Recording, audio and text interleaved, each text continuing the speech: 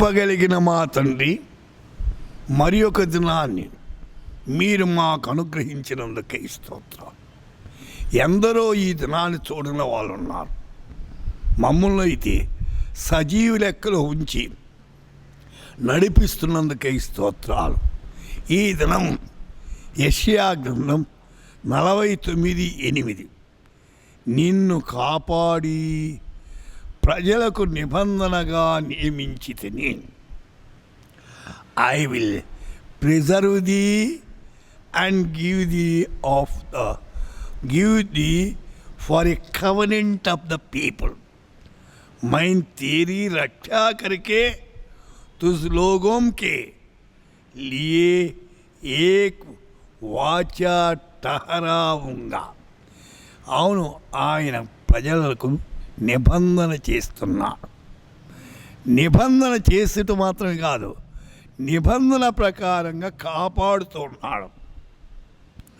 అయితే ఆయన కాపాడకపోతే మనం ఎప్పుడూ మట్టి పాలబుదు. అయితే దేవుడు ఇంకా మనను కాపాడుతూ నడిపిస్తున్నాడు. మాసం వెంబడి మాసం, వారం వెంబడి వారం, దినము వెంబడి దినము కాపాడుతున్న దేవుడు.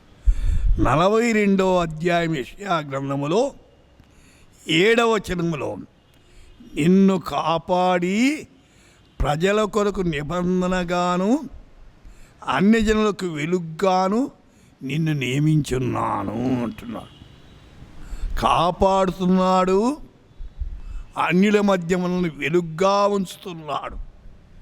ఆవిడ దేవుని పిల్లలు చీకటిలో ఉన్నవారికి వెలుగును ఇచ్చేవారుగా ఉండాలి. వారిని అంధత్వం తొలగించాలి. అయితే తేజస్సుతో వారిని నింపాలి. న్యాయాధిపతుల గ్రంథం 2వ అధ్యాయం 20వ వచనంలో ఈ ప్రజలు నా మాట వినక వీరి పితరులతో నేను చేసిన నిబంధనను మీరుదురు. దేవుని మాట వినాలండి. దేవుని మాట నిరాకరించకూడదు. అయితే దేవుని మాట నేను నిరాకరిస్తే నాకే కష్టం. ఎవరు నిరాకరిస్తారో వారికే బాధ. కాబట్టి దేవుని మాట నిరాకరించకుండా దేవుని మాటకు లోబడి ముందుకు సాగుట ఎంతైనా అవసరం. అప్పుడే మనము దైవ దీవెనకు పాత్రులమవుతాం. ప్రార్థన చేసుకుందాం. ప్రభువా, మీకు వందనాలు, స్తోత్రం నాయన. మీరెంతైనా నమ్మదగిన దేవుడు. కృపతో జ్ఞాపం చేసుకోనండి. ఎవరెవరు ఏ బాధల్లో ఉన్నా ఆ బాధలన్నిటి నుండి మీరే నివారణ చేసి కనికరించి కృప చూపించమని యేసు నామమున ప్రార్థిస్తున్నాము తండ్రి. ఆమేన్.